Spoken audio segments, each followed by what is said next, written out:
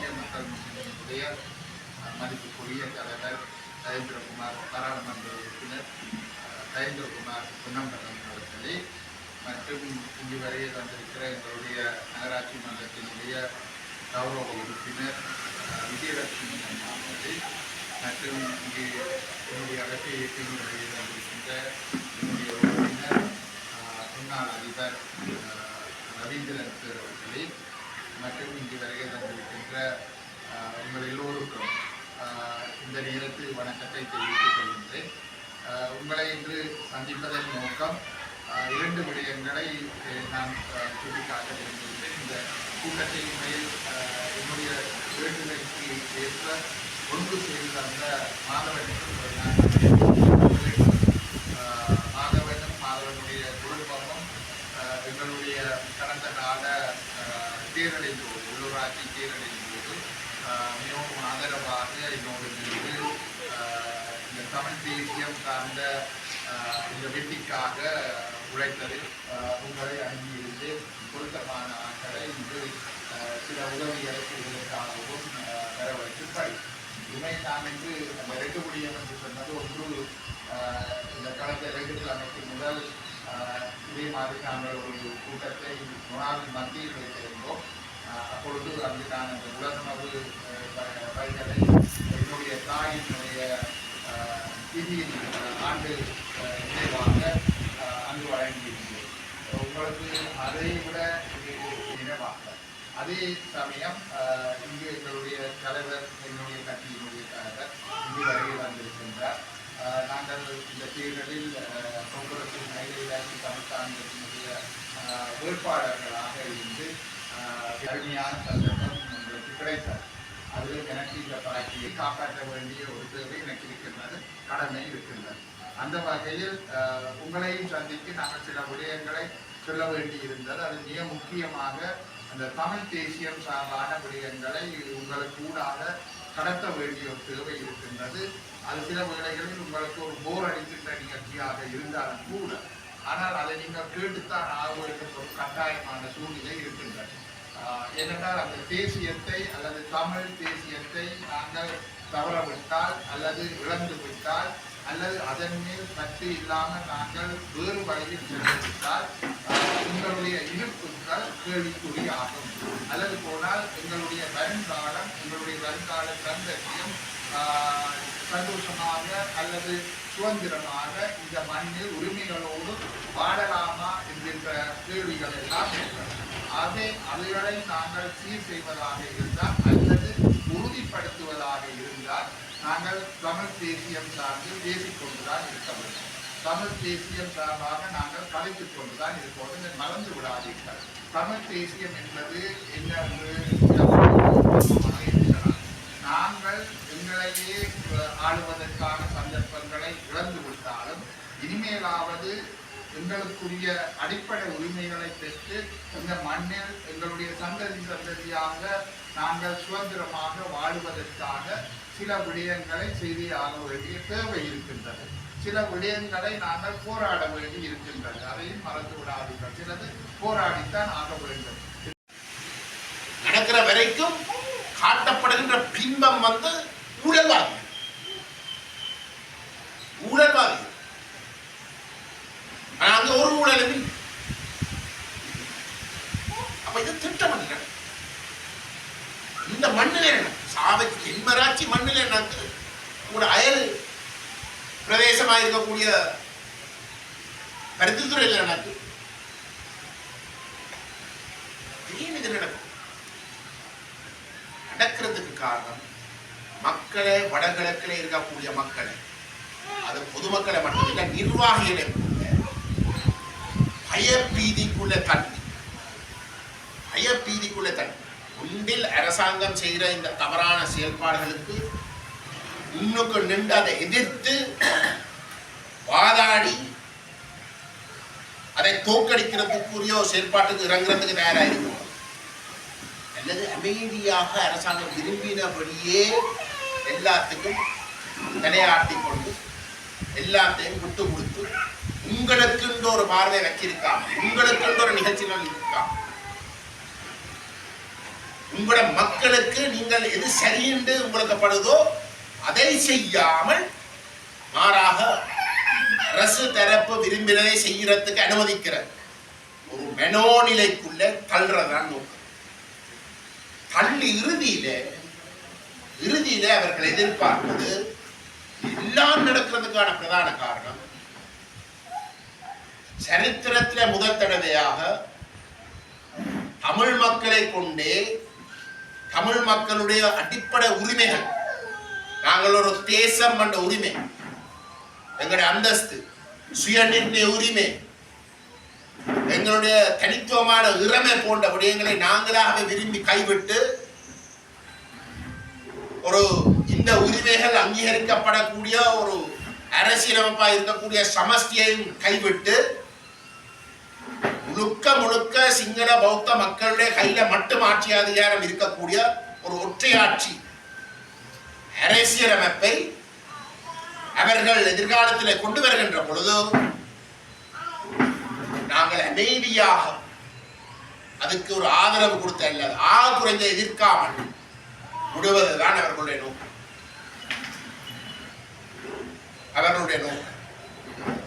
இப்ப இதை செய்யறதுக்கு ஒரு பக்கம் ஆக்களுக்கு ஒரு பயத்தை ஏற்படுத்துறது மட்டுமில்லை, இன்னொரு பக்கம் அவர்கள் அடிமட்டத்துக்கு சென்று பிரஜாசக்தி என்ற ஒரு கட்டமைப்பை உருவாக்கி. பிரஜாசக்தியை பற்றி நீங்க கேள்விப்பட்டிருப்பீங்கடா, அது இந்த உள்ளூராட்சி சபைகள், மக்களால் தெரிவு செய்யப்பட்ட உள்ளூராட்சி சபைகளுடைய உறுப்பினர்கள் இருக்க ஒரு சபை இருக்கு. அந்த சபையிலே இந்த அரசாங்கத்துறை ஆக்களும் இருக்கிறோம். அந்த சபைகள் அடிமட்டத்தை பிரதிநிதித்துவப்படுத்துகின்ற சபையாதான் உள்ளூராட்சி சபையில் இருக்கு. ஒவ்வொரு வட்டாரத்துக்கு ஒரு வட்டாரம் என்ன 3 GS பிரிவுகள் இல்லாட்டி 2 GS பிரிவுகள் சேர்த்த ஒரு பிரதேசம் தான் ஒரு வட்டாரம். அந்தளவு தூரத்துக்கு ஒரு சிறிய இடத்தை பிரதிநிதித்துவப்படுத்துறது என்றால் அந்தளவு தூரத்துக்கு அதை பிரதிநிதித்துவப்படுத்துற நபர் அந்த மக்களோட நேரடியாக பழகக்கூடிய ஒரு நிலைமை. அதுக்கு கூட அடிமட்டம் கிடையாது. உள்ளூராட்சி சபைகளுக்கு கூட அடிமட்டத்துக்கு போகக்கூடிய கட்டமைப்புகள், ஜனநாயக கட்டமைப்புகள் எதுவுமே கிடையாது. அப்படிப்பட்ட ஒரு தேர்தல் நடந்து மக்கள் தெரிவு செய்யப்பட்டிருக்கிற இடத்திலே அந்த சபையில ஓரம் கட்டுவது என்ன, அந்த சபையில வடகிழக்குல இந்த ஜேவிபி தேசிய மக்கள் சக்திக்கு பெரும்பான்மை இல்லை. எந்த ஒரு சபையிலையும் வடகிழக்குல தமிழ் மக்கள் பெரும்பான்மையாக வாழுகின்ற எந்த ஒரு இடத்திலையும் அவர்களுக்கு ஆட்சி அமைக்க முடியாத ஒரு நிலைமைதான் இருக்கு.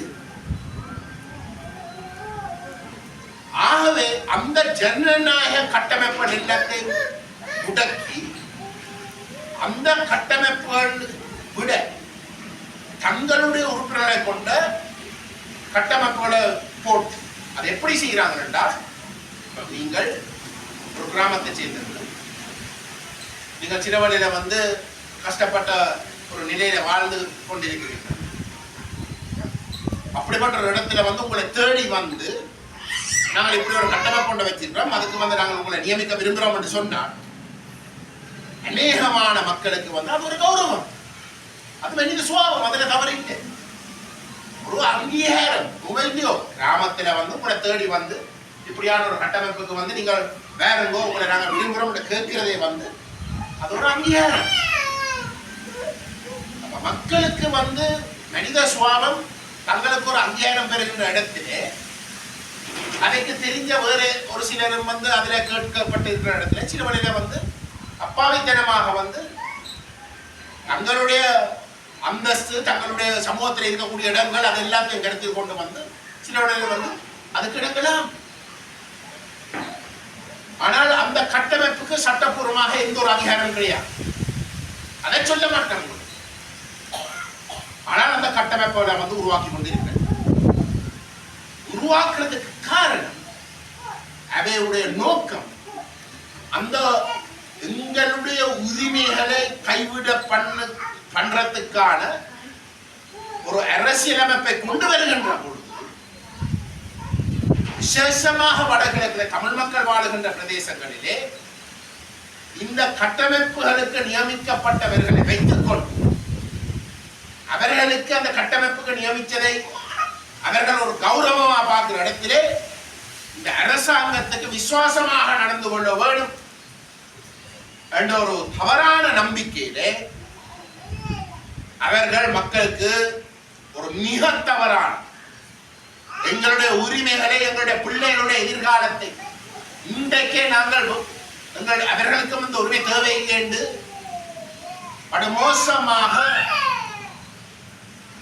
எங்களுடைய எதிர்காலத்தையே நாசமாக்குகின்ற ஒரு அரசியலமைப்பு ஆதரிக்கப்படுறதுக்குரிய ஒரு நோக்கம் தான் அது.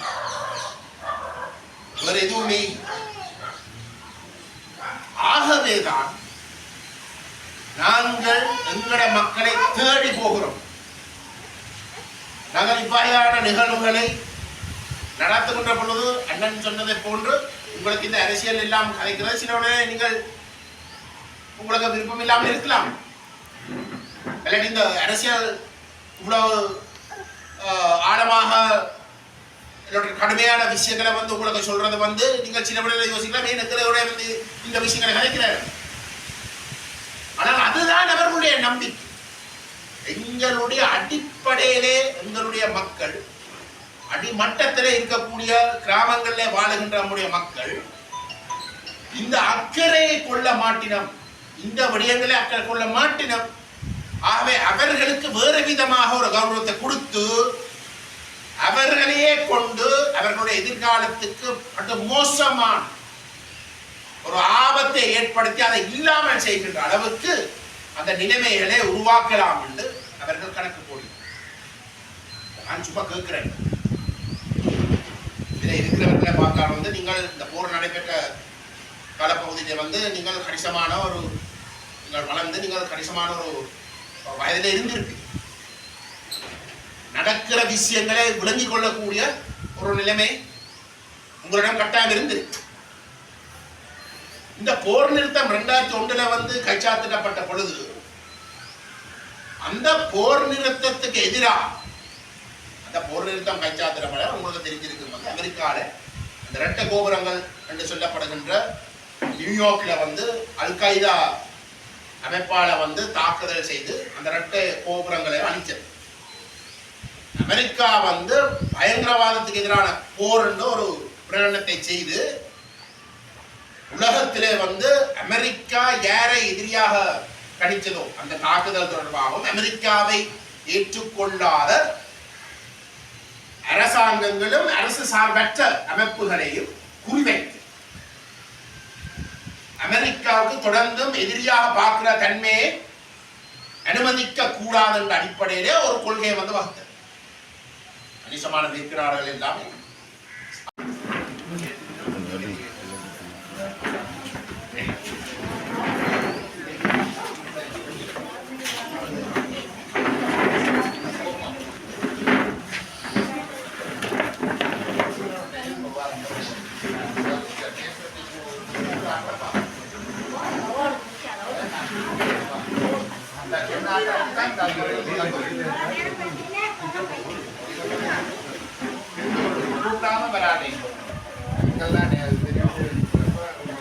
என்ன செய்யல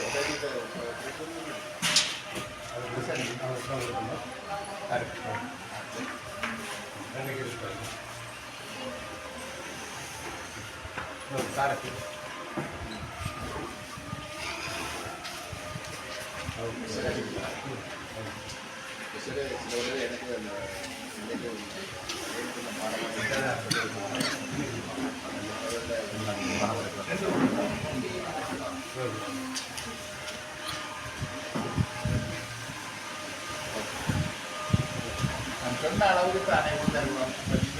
மாறி கொண்டு கொடுக்கிறதா சொன்ன அளவுக்கு நான் தொடர்ச்சியாக எடுக்கிறேன். இங்கே வாய்ப்பு